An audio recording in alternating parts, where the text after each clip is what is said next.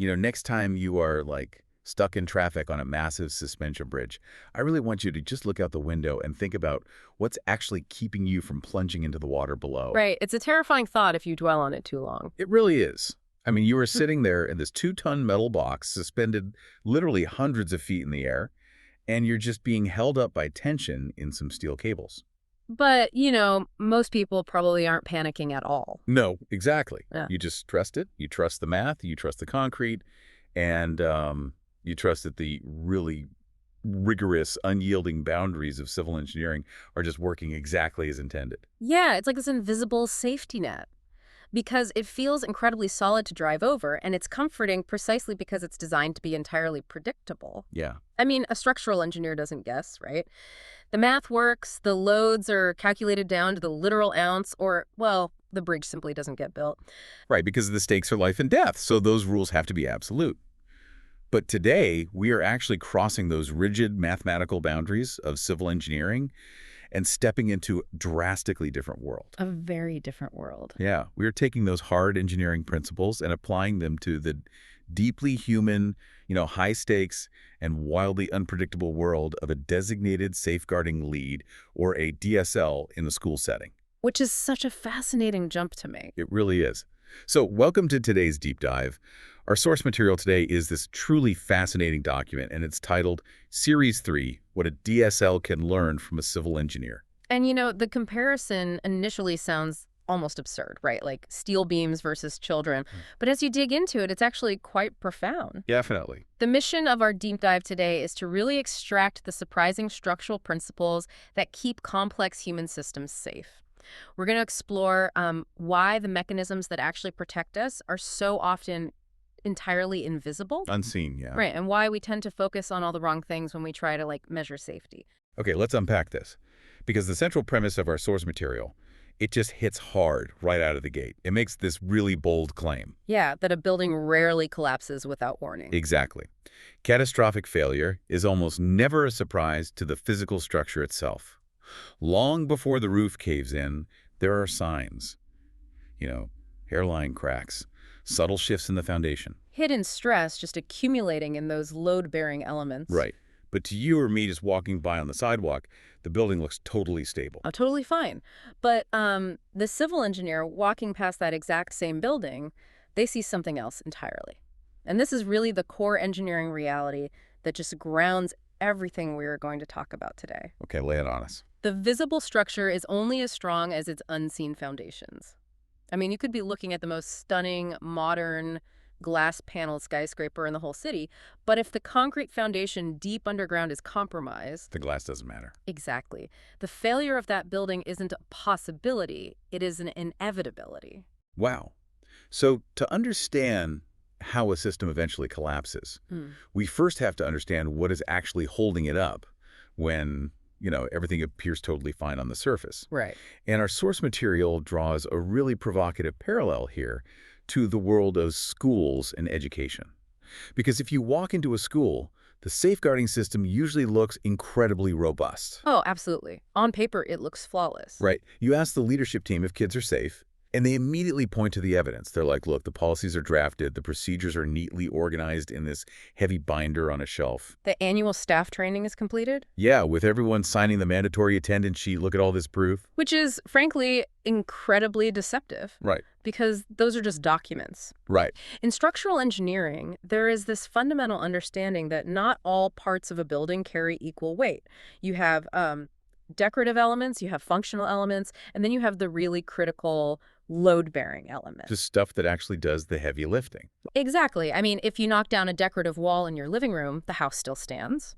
But if you remove a load-bearing pillar, well, the roof comes down. Yeah, that makes sense. But in safeguarding, we tend to treat almost everything as if it's equally important. And it's not. Some processes are just decorative. Only a few are truly load-bearing. I really love this analogy. It makes me think of, like, an impressive, glossy, safeguarding policy manual as being like a beautifully painted wall in an old house. Oh, that's a great way to look at it. Right? It looks fantastic. It gives you a great impression of the room. If a housing inspector or, in the school's case, a government regulator or an auditor comes by, they look at that fresh paint and they just check a box. The room is up to code. Exactly. Hey, Up to code. But if the actual wooden support beam's hiding behind that drywall or rotting away, that fresh coat of expensive paint is definitely not going to stop the ceiling from falling in on your head. yeah, the paint is just compliance. It's the surface level appearance of safety that, satisfies external scrutiny. But compliance doesn't actually hold any weight. Well, then I have to challenge the premise here a little bit. Go for it. If the policies, the procedures, the expensive reporting software, and all those training checklists are just the paint and the drywall, Mhm. what exactly are the wooden beams in a human system? Like, how do you quantify a beam in a school? What's fascinating here is how the source material explicitly defines those load-bearing elements, and Hmm. they are entirely psychological and relational. Oh, interesting. Not paperwork. Not at all. The beams aren't pieces of paper. The Yeah. actual load-bearing elements are things like staff willingness to report a concern. Okay. It's the baseline trust between the students and the adults in the building. It's the clarity of escalation pathways and the relentless consistency of how concerns are actually recorded. Wow. Those are the invisible beams holding up the roof. The overarching strategic insight here is that strong policies absolutely cannot compensate for a weak culture. Let's hover on that for a second because Yeah. that staff willingness to report aspect is just so critical. It's huge. But, I mean, why wouldn't a staff member report something? If you're a teacher and you see a kid struggling, you report it. That seems functional, not load-bearing. You would think so, right? But human behavior is just fraught with friction. What do you mean? Well, imagine a teacher sees a student looking a bit unkempt for 3 days in a row. It's not a bruised arm, it's just this gut feeling that something is off. Okay, a subtle sign. Exactly. Now, reporting that takes time. It might feel like an overreaction. The teacher might worry about, ruining a really good relationship with the student's parents by flagging it. Oh, I see. Yeah, and if the culture of the school is one where the DSL sighs in annoyance when handed a minor concern, or where the teacher is made to feel a bit silly for bringing it up, the teacher learns to stay quiet. Wow. Okay, so that hesitation, that internal calculation the teacher makes to just ignore their gut feeling because it's inconvenient or culturally discouraged, that is a rotting wooden beam. Yes, perfectly put. And it doesn't matter if the school has a 100-page policy document stating, like, all concerns must be reported immediately. Right, the paper doesn't matter. If the psychological safety isn't there for the staff, the structural integrity of the safeguarding system is fundamentally compromised. The load-bearing element has failed. Which brings us to a really daunting realization. Once we know that the culture and the trust are the things actually carrying the weight, we need to know exactly where to look for structural damage before the whole thing caves in. Exactly. Because it's invisible. Right. And our source argues that structural failure often starts internally, completely out of sight, in the absolute most overlooked areas. Yeah, minor cracks indicate stress and strain. In a physical building, you don't look for cracks in the middle of the most heavily reinforced concrete pillar. You look at the joints. The seams. Yes, the seams, the places where different materials meet. In a school safeguarding system, those seams are the informal spaces. Like where? Weaknesses fester in the unmonitored times between classes, during lunch break, at the bus stop. They also fester in our assumptions about certain demographics. Like the good kids. Exactly. The low-risk, high-achieving students who are quietly buckling under pressure while everyone focuses their attention on the kids acting out in class. Okay, I have to play devil's advocate here. Sure. Let me zero in on this idea of hidden cracks, because functionally this feels almost impossible. If a crack is literally out of sight, like an informal space between classes, or a quiet kid who masks their trauma perfectly, how on earth is a DSL supposed to inspect it? It's a tough question. What is the expectation here? Are they supposed to install, like, microphones in the lunchroom? You can't police a bus queue without turning the school into a total surveillance state. No, definitely not. Are they really just expected to passively wait for a visible crack, like a major behavioral incident, to finally pop up on their radar? No, and that passive waiting is the exact trap the source warns against. It presents a vital professional truth. The most significant safeguarding risks are almost never visible at first. Right. But you don't need a surveillance state. You need an analytical mindset. A structural engineer doesn't wait for a bridge to start visibly swaying in the wind before they inspect it. True. That would be way too late. They actively look for early indicators of strain. In a school, you aren't looking for the trauma itself right away. You are looking for the inconsistencies in the system that point to the trauma. Okay, give me an example. What does a systemic microfracture actually look like? It looks like a change in data or a change in baseline behavior. For instance, if a department in the school that usually logs 10 minor pastoral concerns a week suddenly logs 0 for an entire month. The passive leader says, great, no problems there. Exactly. But an engineering-minded DSL looks at that and says that's a microfracture. The kids haven't magically stopped having issues. The reporting mechanism in that department has cracked. Wow, that's such a different way to look at it. Or consider a highly reliable student who suddenly starts showing up 10 minutes late to first period every single day. You don't wait for them to fail the class. You investigate the shift in the baseline. So they have to be aggressively proactive about the tiny anomalies. Yes. Small safeguarding issues or minor drops in compliance with basic procedures are early warning signs of bigger systemic weakness. You have to catch them early. You have to strengthen those weak areas, maybe by retraining that department or having a casual check-in with that student before the external pressure increases. Because the pressure will always increase. Always. And that leads us to the breaking point. What happens to the structure when those tiny anomalies are ignored and the external pressure inevitably begins to rise? That's where things get dangerous. Our source dives deeply into the realities of capacity and overload. The premise is really simple. Structures are designed for specific loads and predictable stress. When the load increases beyond the design, the risk increases. It's pure physics at that point. I mean, if a bridge is engineered to hold 100 cars and you put 500 cars on it, it's going to fail. It doesn't matter how good the paint job is. Exactly. For a safeguarding system, the concept of load is just fascinating. The text defines load not just as increased student numbers, but the complexity of their needs and the resulting strain on staff capacity. That distinction is so crucial. Unlike a literal physical bridge, which generally carries a regulated, predictable flow of cars that all weigh roughly the same amount. Right, a car is a car. Yeah, but a school's population is entirely unpredictable. And the emotional weight of those students, that is totally invisible. So true. Think about it. One year, a DSL might be managing 50 kids who mostly just need basic pastoral care, a bit of academic stress, some minor friendship drama. The weight is manageable. Sure. But the very next year, you could have 50 kids who are carrying immense, heavy, invisible backpacks of severe trauma, extreme poverty, or really complex mental health crises. And the numerical load hasn't changed at all. Exactly. It's still 50 kids. But the structural load is just tripled. If we connect this to the bigger picture, this is where the profound leadership implications from the text really emerge. A safeguarding system must evolve as the demands increase. You can't just set it and forget it. No, a leader cannot just build a pastoral team once, give them a reasonable caseload, and say, okay, the system is built, we're done. Right. If the emotional complexity of the student body triples, but the staffing and the resources remain exactly the same, you are overloading the bridge. A leader must continuously monitor the system's capacity to absorb trauma, adjust resources accordingly, and actively intervene to prevent overload. Because if they don't adjust that capacity, they fall victim to the myth of the sudden collapse. Precisely. The source heavily emphasizes that collapse is rarely sudden. It just looks sudden from the outside. Yeah, in civil engineering, a catastrophic collapse is the result of accumulated stress and the failure of multiple load-bearing elements over a long period of time. It is the highly predictable outcome of ignored warning signs. Translating this to a DSL's world is really sobering. Most safeguarding failures do not happen overnight. They develop over months or years. They involve multiple missed opportunities, ignored gut feelings, and overlooked microfractures. Fundamentally, most safeguarding failures are system failures, not single mistakes. That framing is so incredibly powerful.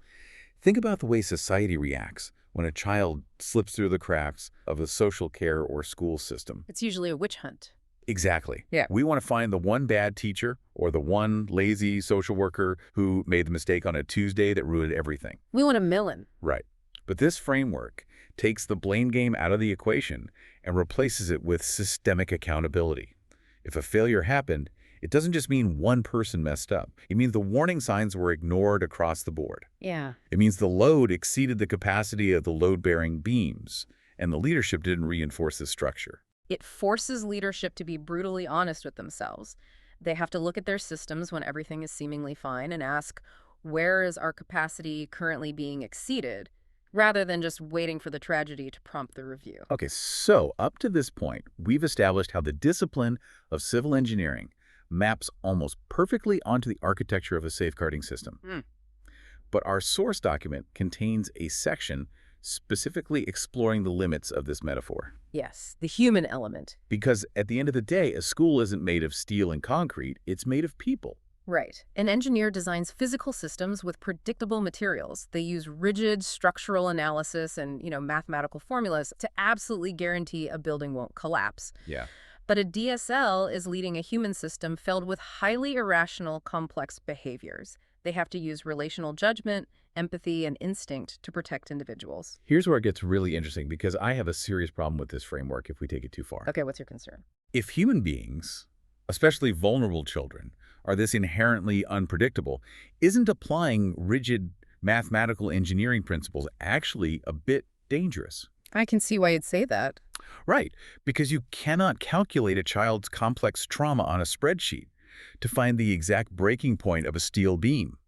If a DSL starts viewing children as loads and staff as struts, don't we lose the very humanity that is supposed to be protecting them? I see exactly why you'd think that, and it's a very natural reaction. But it's actually misinterpreting the role of the engineer here. How so? The source doesn't want you to engineer the child. You can't calculate a child's breaking point. What you are engineering is the system's capacity to support that child. Oh, I see. The text explicitly warns DSLs that safeguarding is dynamic, not static. If a physical bridge is collapsing, gravity takes over. The laws of physics are set in stone, the bridge is going down, and there's nothing you can do mid-collapse. You just have to watch it fall. Right. But in a human system, an intervention can change the outcome at almost any stage. So the math is applied to the staff's bandwidth, not the student's trauma. Exactly. And this raises an important question about what leadership actually is. The source argues for a leadership layer that combines structural capacity planning with deep relational care. Bringing the two together. Yeah, you use the cold, calculating engineering mindset to make sure your staff aren't carrying caseloads of 60 high-needs children. You mathematically ensure the system isn't overloaded Why? so that your staff actually have the emotional bandwidth to sit down with a crying child and be fiercely, warmly human. That makes so much sense. It's the marriage of the two disciplines. The civil engineering analogy provides the framework for systemic resilience. It ensures the roof stays up. Yes. But the human element provides the compassion required to actually heal the people standing inside the building. The structure provides the safe, reliable space for humanity to actually exist and do its work. Without the structure, the humanity just gets crushed under the weight of the chaos. Wow. So what does this all mean?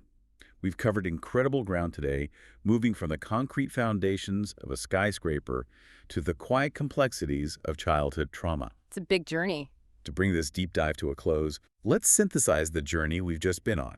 Civil engineers do not wait for a collapse. They don't just draft beautiful blueprints, put them in a binder, and hope for the best. Definitely not. They actively inspect the dark corners, they look for microfractures, and they reinforce the load-bearing elements. They understand that what holds a structure up is entirely unseen, but absolutely critical. And leading any complex human system demands that exact same discipline. You cannot rely on surface-level confidence, the painted walls of compliance, and the comfort of policy binders. The paint won't save you. No. Safety and resilience demand deep structural strength built on the invisible systems of trust and culture that can actually carry the weight when the pressure spikes. And we want to connect this directly to you, the listener. Because whether you are a DSL leading a pastoral system in a high school, a manager running a corporate department, or someone leading a community organization, the structural principles are identical. They apply everywhere. The discipline of keeping people safe, or even just keeping a team functioning at a high level, demands that you stop looking at the paint and start inspecting the beams. And the source material leaves us with a brilliant system-level question for you to carry forward into your own work. It asks, what are the true load-bearing elements in my system, and how confident am I that they are strong enough? That is a great question. If the external pressure on your team tripled tomorrow, which parts would hold and which might shatter? That is definitely the question to stick on your whiteboard.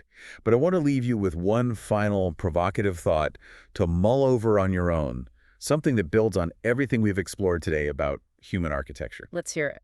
We've established that the ultimate load-bearing elements in a human system aren't made of steel. They are made of trust, culture, and the emotional willingness of the staff. Right. So what happens to the structural integrity of the entire building when the chief engineer, the DSL or the dedicated manager who built that culture, Hmm. experiences burnout and steps away. Oh, wow. How do you ensure that a deeply relational foundation, a safety net built almost entirely on human connection, actually survives the departure of its main architect? Keep looking for those invisible foundations.